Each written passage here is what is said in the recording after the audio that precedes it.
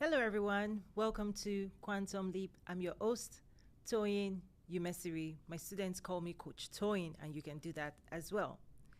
Today, I'm going to build on previous episodes, and I'll be covering this concept of self-actualization and wealth creation, and how both, right, work together to help you achieve your goals. So, the concept of self-actualization and how it's interwoven to the amount of wealth. So, the concept of wealth creation, how much wealth can an individual create and generate in the world, and how their own personal development, their own personal evolution is greatly what drives that.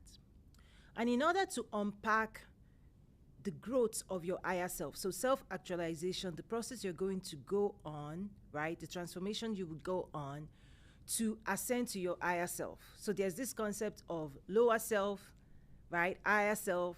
And most people are stuck in the middle, somewhere in the middle, right? And so I'm going to break it down in a scientific way. So I'm sure you're going to absolutely enjoy this session. So there are 4 growth areas that we all need to invest in. And many times people are not cultured or educated to understand their full self. So the concept of your full self, I'm going to explain it right now. So you have an emotional self, you have a spiritual self, you have an intellectual self, you have a physical self, right? And one of the ways I try to explain this, I'm going to break it down in a moment, is it's like your car, right? What your gas tank needs, how you care for your gas, right? How you fuel your energy, okay, in the car is different from what you do with your tires, the care you give to your engine, changing the oil, right? It's that there are different sides of us that needs different care. And most times we focus mainly on the physical care, and we see that as self-care, where we are lacking in the soul, spiritual dimension, intellectual dimension, is that most times people don't invest enough to continue to evolve their higher self in those dimensions. So let me break it down. Your emotional side, think about what you create, okay, based on your energy. It's your creativity is actually heavily influenced by the intention of how you use your energy, what you use your energy to create. And one of the things you use your energy to create is actually your emotions. Emotions is energy in motion. And so when you're thinking and when you're creating and when you're developing thought patterns, as you are in the world, your thinking, your beliefs, right, how you process information, right, they have implications, emotional implications. One of the things I also try to help people understand is that your energy reacts. So you eat food, you store energy, and when you need to do things, right, energy is the ability to do work. Whenever you want to achieve, whenever you want to create, you think about what you want to create and then you create it in the physical. As you think through what you want to create, it's like the architect. This is the space where you architect and design, right, consciously. This is the realm of consciousness, is that intentional production of what it is you want to manifest in the physical world is the consumption of your energy. So this consumes energy. Thinking consumes energy. Strategy consumes energy. Is when you are thinking about what you want to create and literally you're creating it first energetically to create the information. You're gathering the information and you're allocating energy in terms of what you want to produce. So this requires a lot of dedication, intentionality, and also wisdom, right? So wisdom is the sign of emotional development. When you see a child, right, as we move through, a child does not have enough knowledge to actually manage their energy. So, right, in an ideal way. So you see children having to be trained, guided, educated, enlightened, right? They live a mess and somebody else is responsible for their mess because emotionally they're still developing. Okay, so the effect of your energy, and so one of the things also is that your energetic side, after you eat food, after you process it, after you store it in your system, when you want to use it to achieve a goal, okay, that goal, that energetic, right, side of you to produce, to create, it reacts to thoughts, to instructions. And that reactivity creates chemical reactions, right? Atoms and molecules shift when chemicals react. And then because of we're living beings, those reactivity has biological implications. Now, for non-living things, atoms, right, everything vibrates, is that those vibrations come back to a natural state. So if you agitate water, for example, okay, it changes states, boiling water, right, liquid, boiling, then gas, right? You can also store it as solid ice.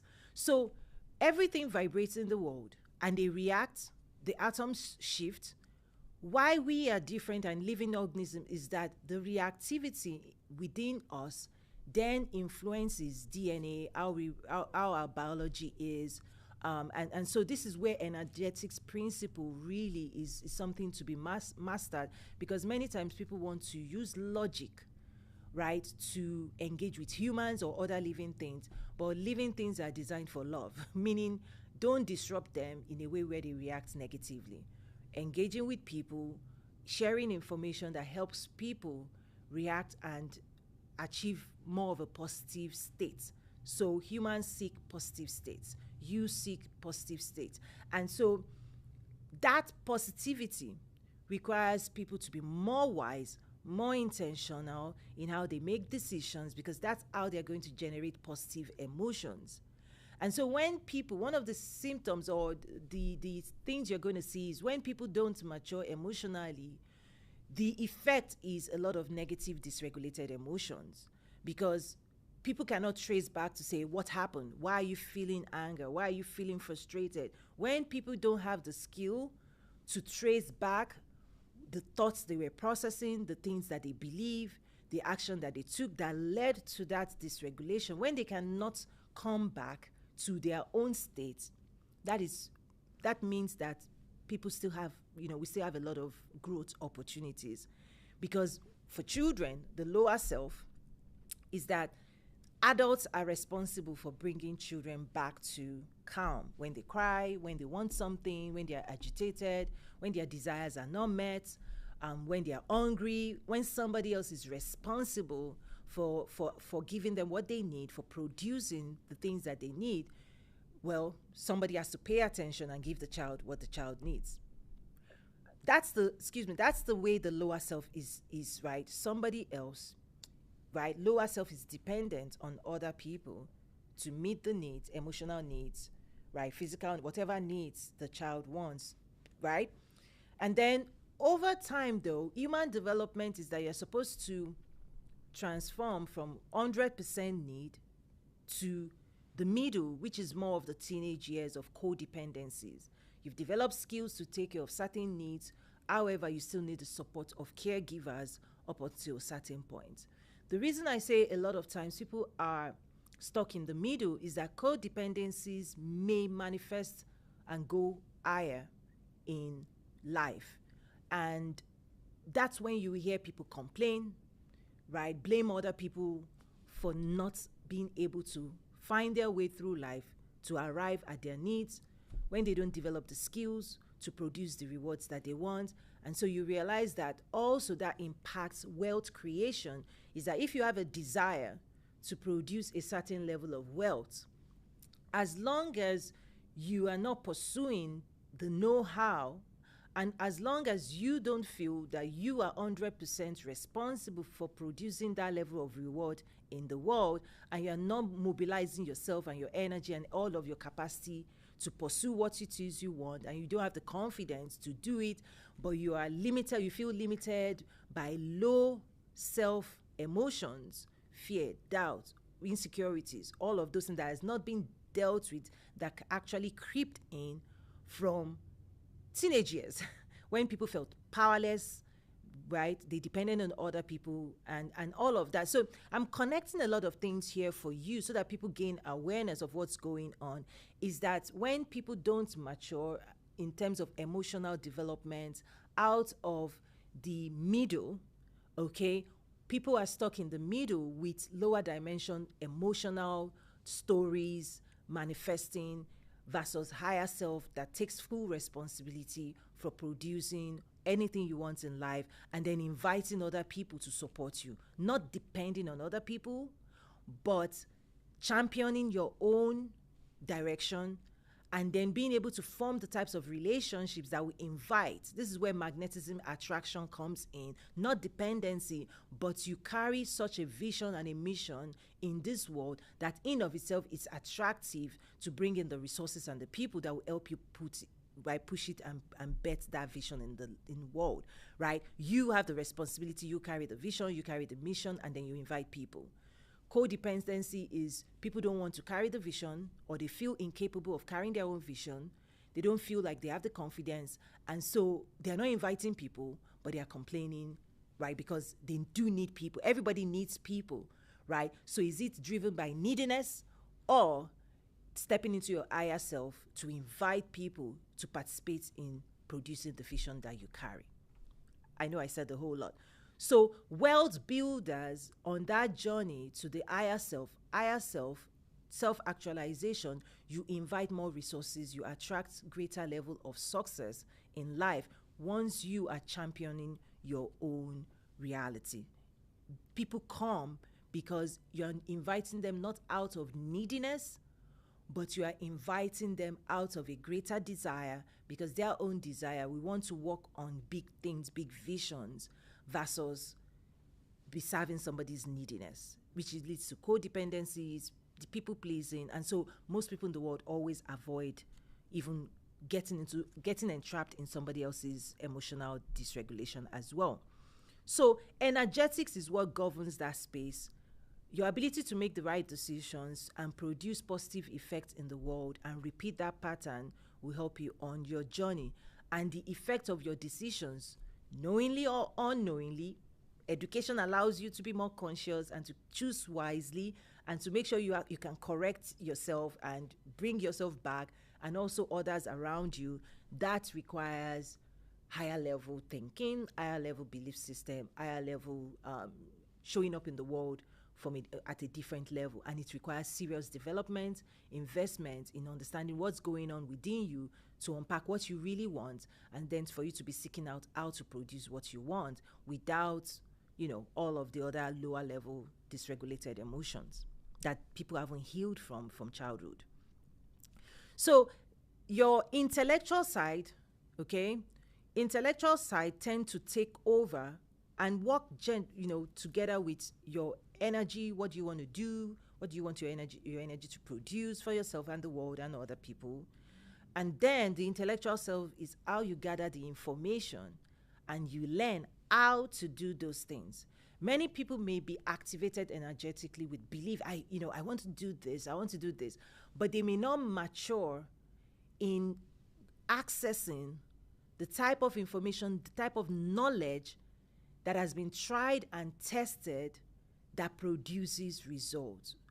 And so intellectual development is when you come to understand that you have to train your mind on how things work in a domain you want to impact, right? In the domain you want to create in.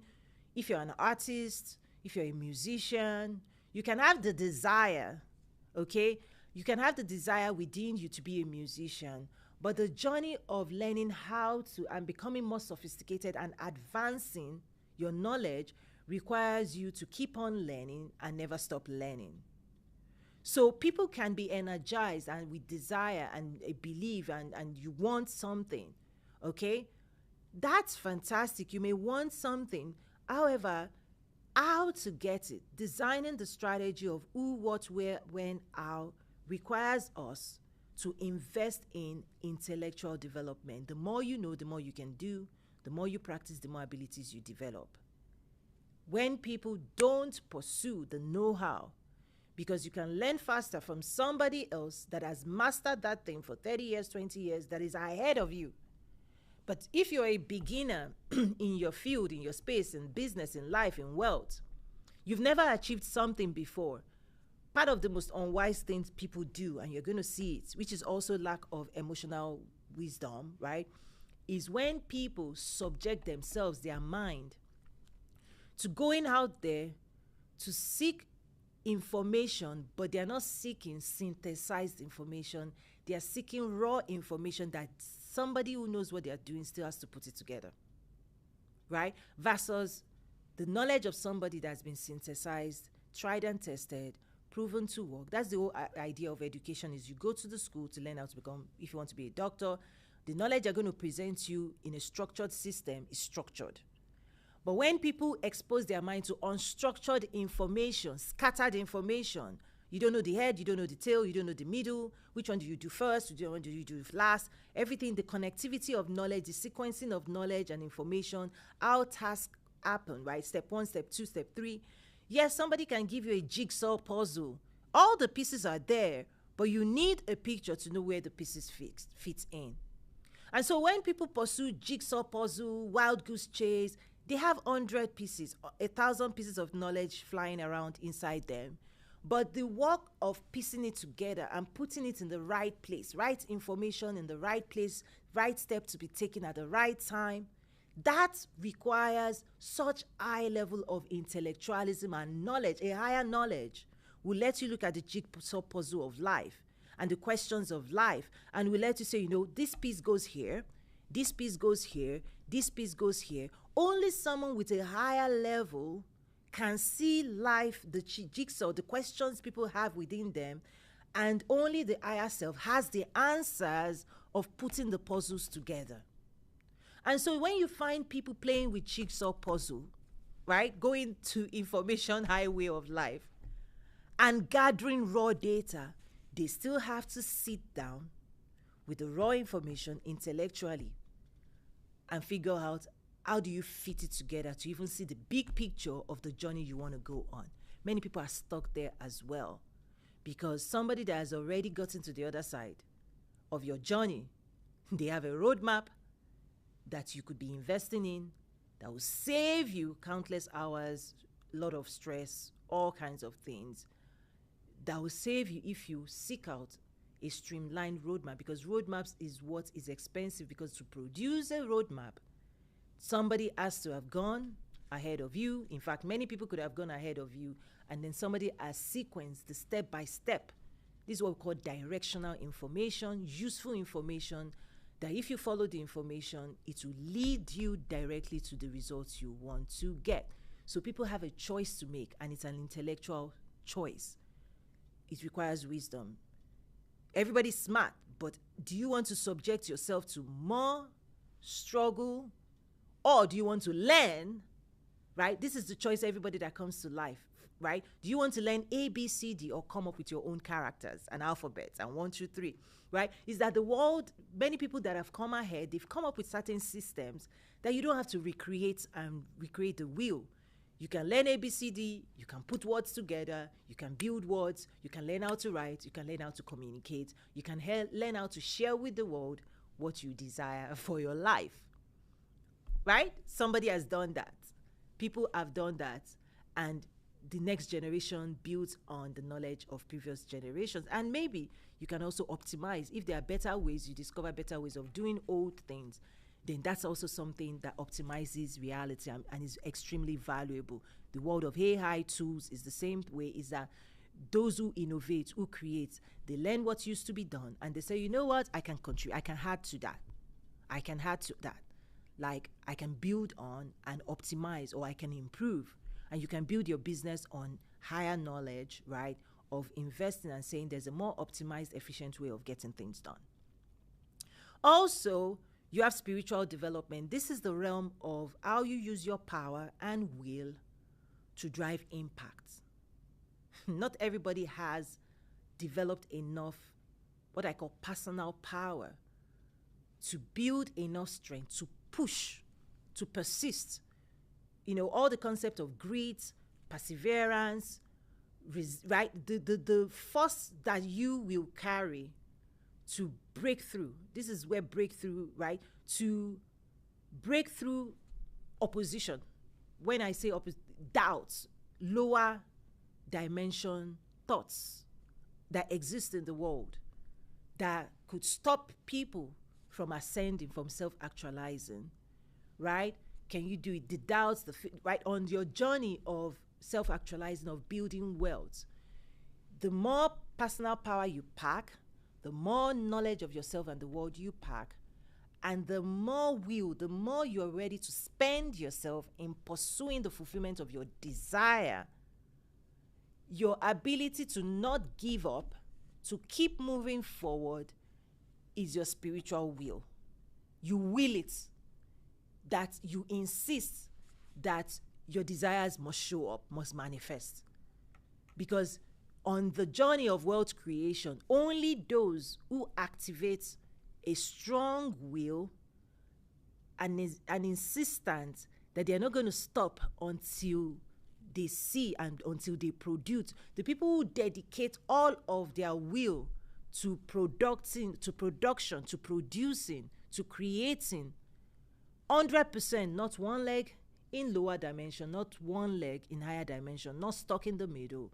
These are the people, these are the athletes, these are the champions, these are the successful people, the people who make it to the other side, is because they have a will to make it to the other side. I always say that, when I mentor young people, I say, only the generations that want to be great will be great.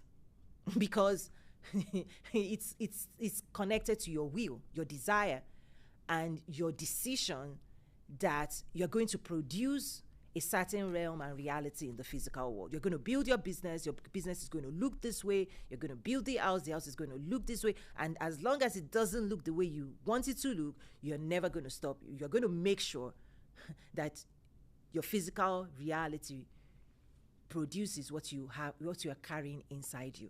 You see, the architect can draw the diagram on paper. People can have vision on paper and desire and hunger and long. But only the people with the will find the way to produce desire. Only the people with the strongest will give life everything that is required to find the way and to produce that realm. People are stuck on that journey. So everybody is built to produce, but not everybody gives it their all, right? And so, because you're going to spend yourself, you're going to spend your energetic currency, you're going to invest all of yourself. And those who do that, you start seeing they build momentum. They're the ones who build the world others live in. They're the ones who innovate. They're the ones who create. They're the ones who transform the world. You do it with your personal power and will and the continued pursuit of the knowledge to find the way. You believe there's a way, and you insist that life gives way for you to produce your results. That requires something much more than just, I know how to do this, I'm intellectual, or right? It requires a strong personal will to see things, to push your desires into the world, and that's your impact in the world. So, and then physical development, right? This is where behavioral science comes in, where you think about your cellular development, the food you eat to fuel your body, right? Your care, how you sleep at night, just self-care, right? And the world of self-care, what I've tried to share with you today is that it goes beyond just what you can see physically. It's the information you're processing, what shapes your mind, how you're set, right, intellectually, your belief system, your values, right, your will, your desires, your power. All of this come together to help you produce higher level results. If you want to produce higher level results, you have to mature in this dimension, because when you produce higher level results, life will reward you accordingly. So when we say raise your vibration, it's like believe higher, act higher, behave higher, right? Because life will give to you, life expects you to mature to a certain level. And when you grow to that level, what belongs to people at that level, you start experiencing it. So people have a choice to shed the lower dimension, so emotional processing, emotional development, right? And then when it comes to manifestation principles, those are things we couple in my school, because it's not just enough to say, I want to build a business. Do you have the will? Are you ready to find the way? Are you ready to make the right decisions? Are you ready to seek guidance? Are you ready to learn? Are you ready to impact the world? Are you ready to serve? You have to be ready for all of that. And to the level at which you prepare yourself for that journey, to the level you self-actualize, that is the level to your wealth creation that is the level to your business ascension, because your business grows and your wealth grows when you develop your inner wealth to produce outside wealth. They are both related. So thank you so much for joining me today. There are resources for you to develop these sides of you in my school. And I want to invite you to check out my website, toyinumesiri.com, and learn more about the breadth of resources we have. And I want to also encourage you, keep growing, keep doing the hard work, because on that journey, you're going to start seeing greater results as well. The world rewards you if you don't give up. Thank you so much for joining me today on this episode of Quantum Leap. I'm your host, Toyin Umesiri. God bless you. See you again next week. Bye for now.